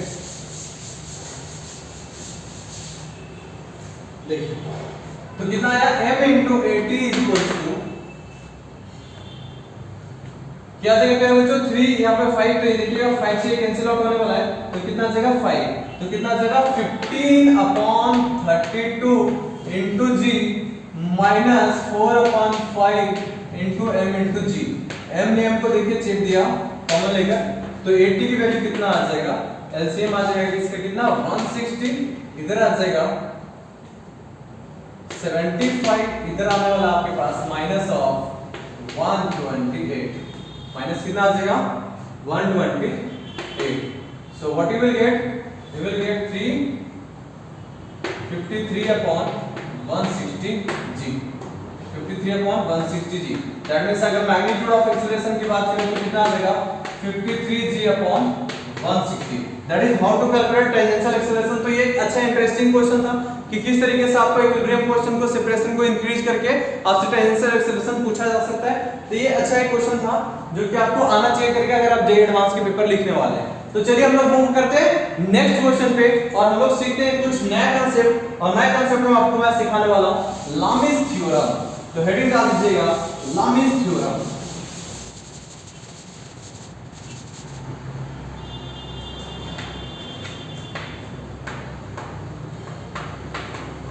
लामीज थ्योरम, लामीज थ्योरम क्या कहता है बच्चे कि अगर किसी चार्ज पार्टिकल पे, अगर किसी सिंगल चार्ज पे या सिंगल ऑब्जेक्ट पे या सिंगल बॉडी पे, कोई भी बॉडी हो, उस पे अगर मान लीजिए 3 फोर्सेस लग रहे हैं एक साथ, 3 फोर्सेस अगर लग रहा है, कोई मान लीजिए कोई भी पार्टिकल, यहाँ पे कोई भी पार्टिकल है और इस पे एक साथ 3 फोर्सेस लग रहा है कुछ इस तरीके से, देखिएगा ये मान लीजिए F1, ये फोर्स मान लीजिए F2, ये फोर्स मान लीजिए F3, कुछ इस तरीके से लग रहा है। एक बॉडी पे 3 फोर्सेस लग रहा है, ये F1 F2 एंड F3। ये मान लीजिए एंगल अल्फा है, ये एंगल मान लीजिए बीटा है, ये एंगल मान लीजिए गामा है। तो ये क्या करता है कि if you have like this, मतलब एक चार्ज पार्टिकल पे 3 फोर्सेस लग रहे हैं, तो आप क्या कीजिए evaluate this value in the form of sine ratio. मतलब क्या कहता है F1 upon sine alpha, F1 upon sine alpha opposite वाला इज इक्वल्स टू F2 के अपोजिट में कौन सा एंगल प्यारे बच्चों sine beta is equals to क्या कीजिए F3 अपॉन साइन गामा। देखिए F3 के अपोजिट में कौन है गामा, तो F3 अपॉन साइन गामा।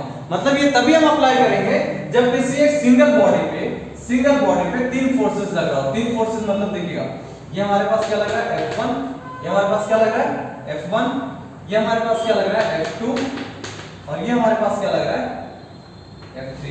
ये तो इस तरीके से अगर साइक्लिक वे में लग रहा है अगर F1 F2 एंड F3 इस तरीके से अगर फोर्सेस लग रहा है F13 के बीच में अगर कितना है F13 के बीच में जो एंगल है वो हमारे पास है बीटा। देखिएगा F12 के बीच में एंगल कितना है, F12 के बीच में एंगल है गामा एंड जो हमारे पास F32 के बीच में एंगल है वो है अल्फा। तो ये इस तरीके से अगर साइक्लिक फोर्सेस लग रहा है मतलब कि ये फोर्सेस एक सिंगल पार्टिकल पे लग रहा है, तो आप क्या कीजिए एक सिंपल साइन रेशियो देकर आप क्या कर सकते हैं इसको सिंपल सॉल्व कर सकते हैं। तो आइए इस पे क्वेश्चन कराता हूं, आपको समझ आएगा कि किस तरीके से लामीज थ्योरम को यूज करना है करके। तो देखिएगा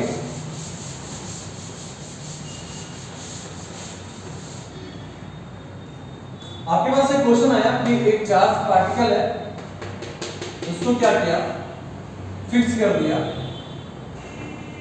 ये चार्ज पार्टिकल यहाँ पे आपके पास चार्ज पार्टिकल यहाँ पे फिक्स कर दिया, फिक्स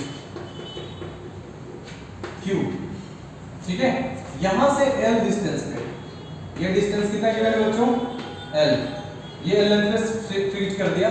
यहां से L लेंथ की थ्रेड के हेल्प से आपको क्या करता है, चार्ज पार्टिकल को रिलीज करता है। If this charge particle is release, अगर मान लीजिए चार्ज पार्टिकल को हम लोग जैसे रिलीज करते हैं तो ये क्या चार्ज पार्टिकल नीचे आएगा, तो चार्ज पार्टिकल नीचे आएगा तो यहाँ पे देखिए ये क्या चार्ज क्यू है, ये भी चार्ज मान लीजिए क्यू है, तो क्या इलेक्ट्रोस्टैटिक रिपल्सन होगा, यस सर नो। तो इसके बीच में रिपल्सन कैसा लगेगा पहले बच्चों देखिएगा, ये रिपल्सन कुछ इस तरीके से लगेगा, रिपल्सन कुछ इस तरीके से लगेगा, यस या नो। देखिए तो ये चार्ज पार्टिकल का रिपल्सन इधर लगेगा, नीचे की ओर लगेगा फोर्स कौन सा mg, नीचे फोर्स कौन सा लगेगा पहले बच्चों mg। तो देखिएगा ये अगर let us assume this is x, ये गिवन था आपके पास theta, this angle is given to be theta, ये आपके पास गिवन है। तो अगर मान लीजिए ये एंगल x मैंने माना तो ये एंगल कितना होगा पहले बच्चों, ये एंगल भी x, क्यों, क्योंकि आइसोसेलेस ट्रायंगल है, दो साइड बराबर है तो दोनों एंगल बराबर होगा, तो x, तो this is also x, this one is also x, this one is also x। तो देखिएगा यहाँ इसके vertical opposite, this one is x, तो इसका वर्टिकल अपोजिट कितना x, तो ये x, तो ये एंगल कितना 180 डिग्री, तो ये एंगल कितना पे बच्चों, ये एंगल आपके पास आने वाला है 180 डिग्री माइनस x, कितना आने वाला है 180 डिग्री माइनस x। ये लाइन के बीच में एंगल कितना 180 डिग्री, तो ये एंगल कितना आने वाला है 180 डिग्री माइनस x।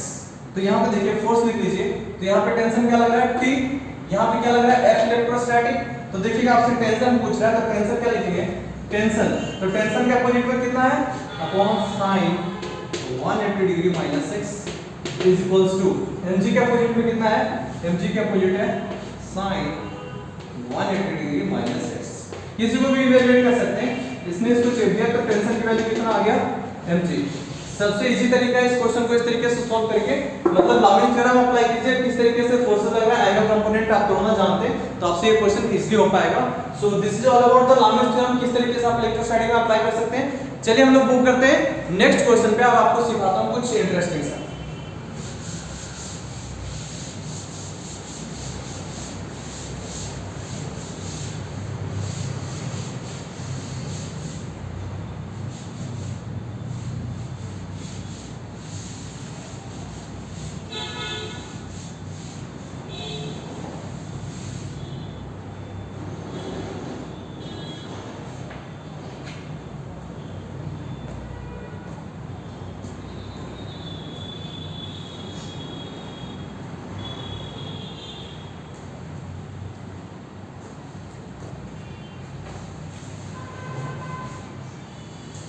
देखिए प्यारे बच्चों नेक्स्ट क्वेश्चन आपके पास कुछ इस तरीके से है।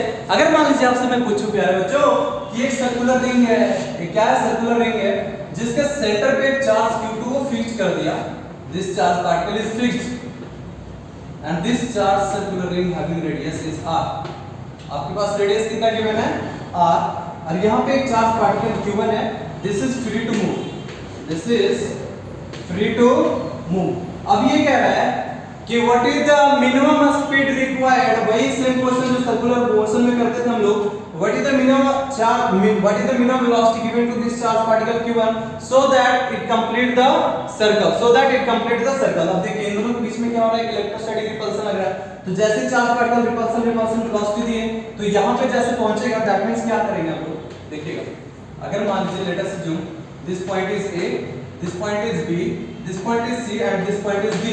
तो जैसे ही पॉइंट c पे पहुंचेगा तो c पे tension must be greater than equal to 0 होना चाहिए, क्योंकि अगर थ्रेड फ्लैट हो गया तो ये सर्कल कंप्लीट नहीं करेगा, दैट मींस थ्रेड क्या होना चाहिए, टाइट होना चाहिए, that means tension must be greater than equal to 0 होना चाहिए।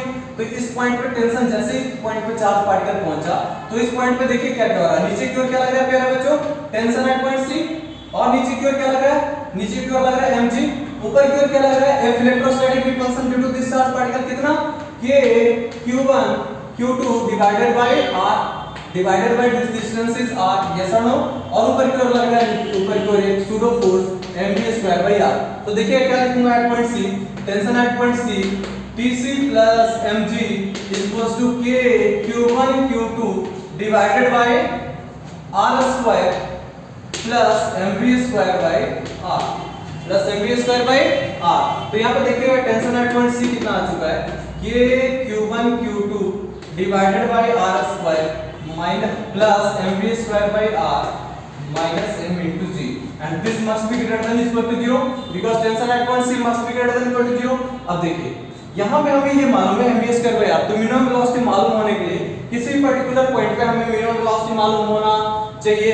तो यहाँ पे v को अगर रिप्लेस कर दें u के फॉर्म में तो हमें क्या आ जाएगा, u मिनिमम की वैल्यू आ जाएगा। तो किसी भी पर्टिकुलर पॉइंट मान लीजिए इस पॉइंट पे अगर बात करूं तो इस पॉइंट पे नीचे की ओर क्या लग रहा है प्यारे बच्चों, mg, इसमें इधर की ओर क्या लग रहा है F इलेक्ट्रोस्टैटिक, इधर की ओर ऊपर की ओर क्या लग रहा है टेंशन फोर्स, यस और नो, और इधर की ओर हमारा वेलोसिटी है। तो मुझे बताइए by using work energy theorem, by work energy theorem sum of total burden, तो देखिए यहाँ पर बर्डन कौन-कौन कर रहा है, फोर्सेस कौन-कौन सा है, weight force, electrostatic force and tension force, that means burden by the gravity plus burden by the electrostatic plus burden by the tension is equals to change in kinetic energy, final velocity कितना half mv square minus इसीलिए कितना u square, yes और no. अब देखिए burden by gravity displacement हो रहा है ऊपर, g लग रहा है नीचे, तो देखिए एंगल कितना 180 डिग्री, तो ये कितना हो जाएगा minus mg into 2r, minus mg into 2r, total displacement कितना हुआ r से यहाँ पे r, तो r plus r 2r। Burden by electrostatic, तो देखिए इलेक्ट्रोस्टैटिक फोर्स इधर है, डिस्प्लेसमेंट इधर हो रहा है 90 डिग्री पे, तो 90 डिग्री पे बर्डन कितना होगा F डॉट डैश 0, टेंशन और इसमें एंगल कितना डिस्प्लेसमेंट में 90 डिग्री, अगेन बर्डन कितना 0, तो कितना लिखेंगे equals to half m v square minus half m u square. So simple, आप समझ पाए होंगे कि इलेक्ट्रोस्टैटिक बर्डन टेंशन बर्डन 0 इसलिए हो क्योंकि दोनों में एंगल कितना है डिस्प्लेसमेंट एंड फोर्स में 90 डिग्री है। तो आइए बच्चों इसको आप रिप्लेस करते हैं और देखिएगा किस तरीके से हम लोग लिख सकते हैं। तो देखिएगा क्या लिखेंगे प्यारे बच्चों, minus 2mg into r is equals to mv square by 2 minus mu square by 2। अब यहाँ पे देखिए mv स्क्वायर by 2 की वैल्यू कितना आ जाएगा, mu square by 2 minus 2mg into r, yes और नो। देखिए इसको राइट साइड भेज दिएंगे तो ये प्लस हो जाएगा, तो यहाँ पे क्या आ जाएगा mv square is equals to, इधर 2 से मल्टीप्लाई कर दीजिए तो कितना आ जाएगा mu स्क्वायर, इधर कितना आ जाएगा minus 4mg into r, minus 4mg into r। तो चलिए इस वैल्यू को mv स्क्वायर को यहाँ पे सब्स्टिट्यूट कर दीजिए इन इक्वेशन नंबर 30, इसमें सब्स्टिट्यूट कर दीजिए यहाँ पे, तो देखिए क्या आ जाएगा आपके पास, देखिएगा मैं यहाँ पे सब्स्टिट्यूट कर रहा हूँ। So what you will get like this k q1 q2 divided by r square plus mv square की वैल्यू देखिएगा mu square minus 4mg into r divided by r minus m into g, this is greater than equal to 0। अब यहाँ पे r square LCM लीजिए प्यारे बच्चों, तो r square LCM लीजिएगा तो देखिएगा आपके पास क्या बनने वाला इक्वेशन,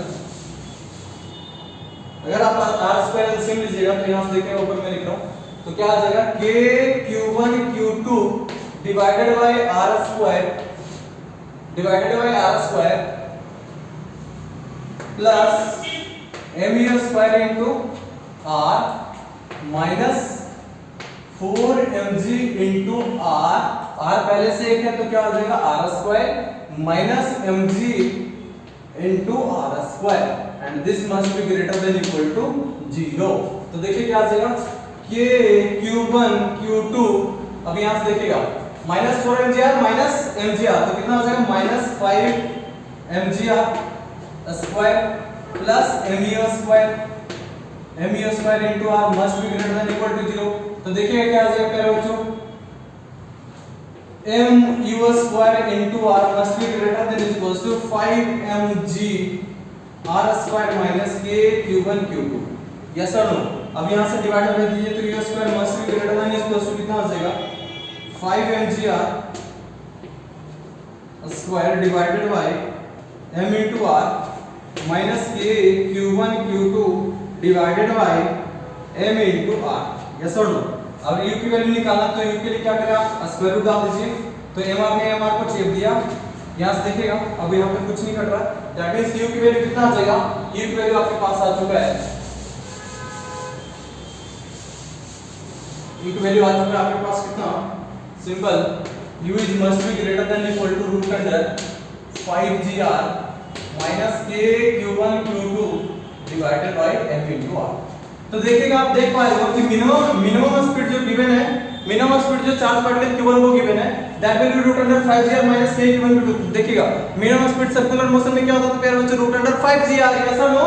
तो वहां पे सिंपल क्या करें, इलेक्ट्रोस्टैटिक रिपल्शन की वजह से नेगेटिव हो गया, दैट मींस इलेक्ट्रोस्टैटिक फोर्स क्या हो गया, वहां पे सिंपल ऐड हो गया, यहां पे इलेक्ट्रोस्टैटिक ऐड हो गया, बाकी सारी चीजें सेम है। तो चलिए मूव करते हैं हम लोग नेक्स्ट कांसेप्ट में, हम लोग सीखते हैं कूलम्ब्स लॉ इन मीडियम। तो कूलम्ब्स फोर्स किसी मीडियम के अंदर क्या करता है वो देखिएगा।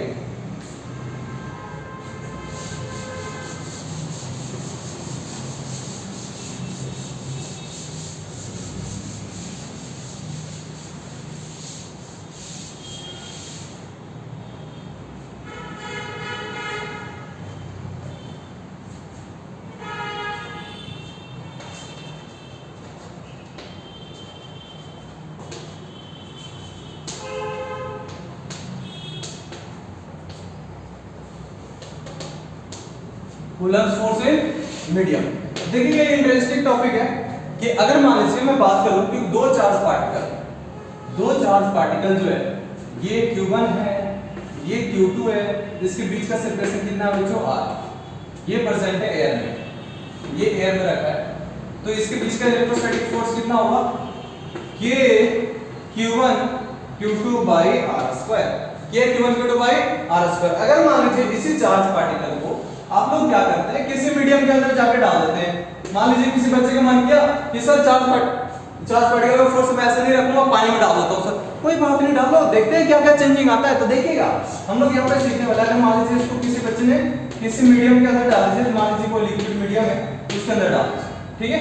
ये मान लेते हैं हम लोग कोई लिक्विड ले लिए बच्चों, तो कोई भी लिक्विड लीजिए, तो देखिए इसके बीच का सेपरेशन अगर हम लोग बोलते हैं कि बीच का सेपरेशन चेंज नहीं हो, r है, बीच का सेपरेशन कितना है, r है, तो यहाँ पे फोर्स कितना लिखूंगा, F = K Q1 Q2 divided by r²। बिल्कुल करेक्ट है, ये गलत नहीं है।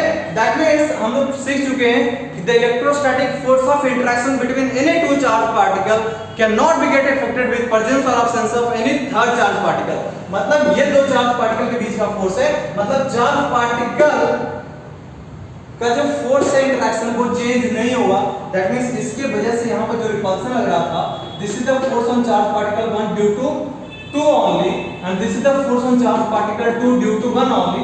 that means this is the force on ऐसे लिख सकते हैं, एक 1 2 अगर लिखूं तो force on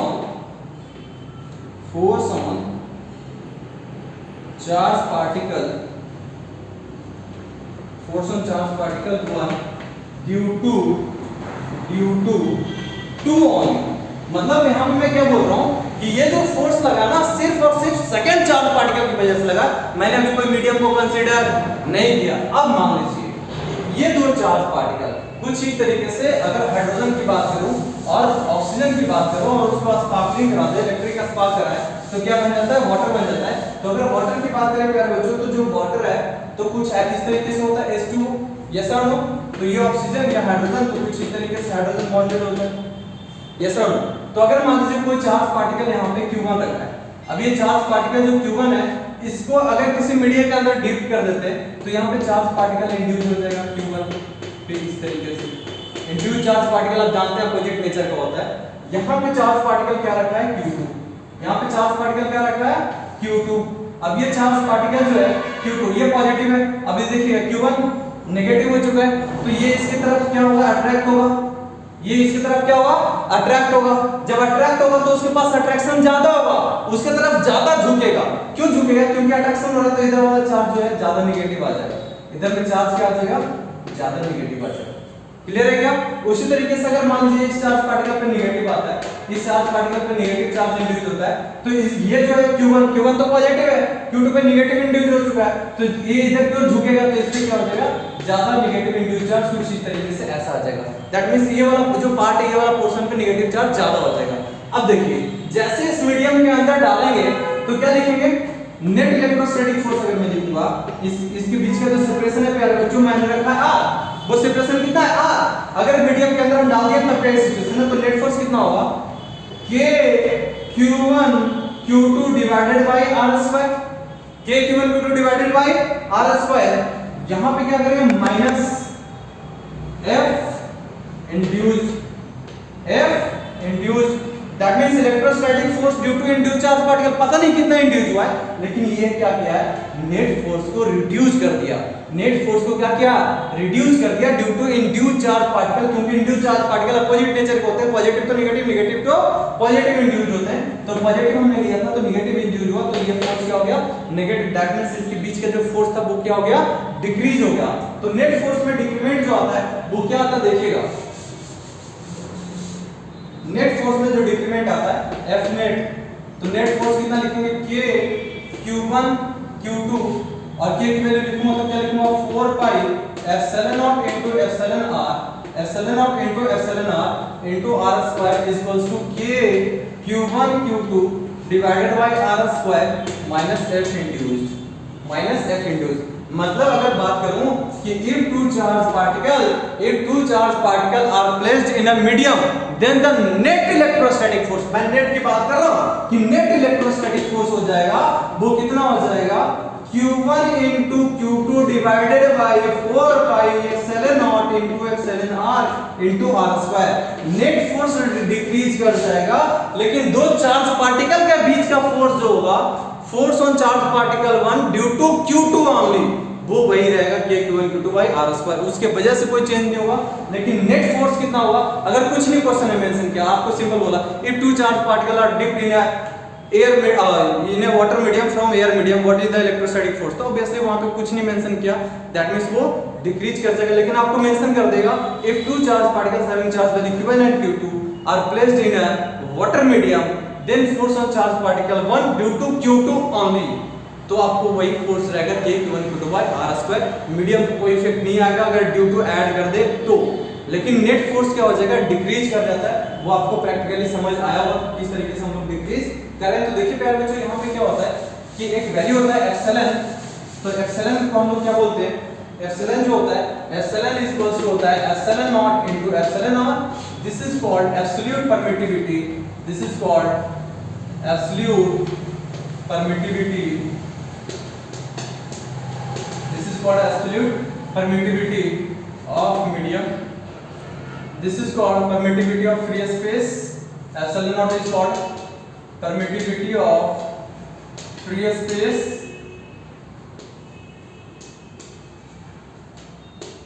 and epsilon naught is called relative permittivity। क्या बोलते हैं इसको, relative परमिटिविटी। अब इस रिलेटिव परमिटिविटी को एक और नाम से हम लोग पढ़ेंगे आगे जाके, जब इलेक्ट्रोस्टैटिक आपको पढ़ाऊंगा तो एप्सिलॉन r को एक और नाम से जानेंगे, कंडक्टिविटी के नाम से। इसके नाम से जानेंगे कंडक्टिविटी के नाम से, जिसको कंडक्टिविटी में हम लोग बोलते हैं, जिसका रिप्रेजेंटेशन आपका जाके आगे हो जाता है K, ठीक है। तो ये कंडक्टिविटी हो जाता है K। तो देखिएगा net electrostatic force, net electrostatic force, net electrostatic force कितना डिक्रीज करता है वो देखिएगा मेरे बच्चों, r फैक्टर से डिक्रीज कर जाएगा। दैट मींस F नेट जो है वो कितना हो जाएगा, F by K ओरिजिन से F by epsilon r, ठीक है बच्चों। और ये जो है कंडक्टिविटी है, ये क्या है, conductivity, conductivity of medium, this is the conductivity of medium. तो ये नेट इलेक्ट्रोस्टैटिक फोर्स इस तरीके से क्या आता है, मीडियम के फैक्टर से डिक्रीज कर देता है। अगर मान लीजिए एयर में इलेक्ट्रोस्टैटिक फोर्स था हमारे पास 20 न्यूटन का, अगर किसी मीडियम में ले गया तो इलेक्ट्रोस्टैटिक फोर्स कितना हो गया, 5 न्यूटन का, तो कितने फैक्टर से रिड्यूस हो गया, तो 4 फैक्टर से, तो मीडियम का कंडक्टिविटी कितना हो जाएगा, 4। तो इस तरीके से आप कर सकते हैं कि जो electrostatic force, net electrostatic force वो रिड्यूस हो जाता है किसी मीडियम में ले जाने की वजह से। तो आपका स्टेटमेंट ये आता है कि इलेक्ट्रोस्टैटिक फोर्स ओरिजिन से coulomb force in a medium is reduced by the factor of conductivity, the net force, simple कहना चाहिए कि नेट इलेक्ट्रोस्टैटिक फोर्स जो होता है वो के फैक्टर से रिड्यूस हो जाता है in any medium. So this is all about the electrostatic force. I hope video काफी एंजॉय किए होंगे, क्योंकि जितने भी डिफिकल्ट क्वेश्चंस आते हैं, जितने भी टिपिकल क्वेश्चन आने के चांसेस होते हैं आपके जेईई मेन और एडवांस में, नीट में, वो सारा मैंने कवर किया अपनी तरफ से। अगर आपको कोई क्वेरी है, अगर आपको कोई डाउट है तो nicolaphysics@gmail.com पे आप क्वेरी भेज सकते हैं या कमेंट सेक्शन में लिख सकते हैं। हम आपका कमेंट सेक्शन से देखकर अगर जरूर आपको जितना पॉसिबल मिनिमम टाइम होगा आपको सॉल्यूशन जरूर भेजेंगे। तो एंजॉय करते रहिए प्यारे बच्चों, मिलते हैं नेक्स्ट वीडियो में, तब तक के लिए जय हिंद।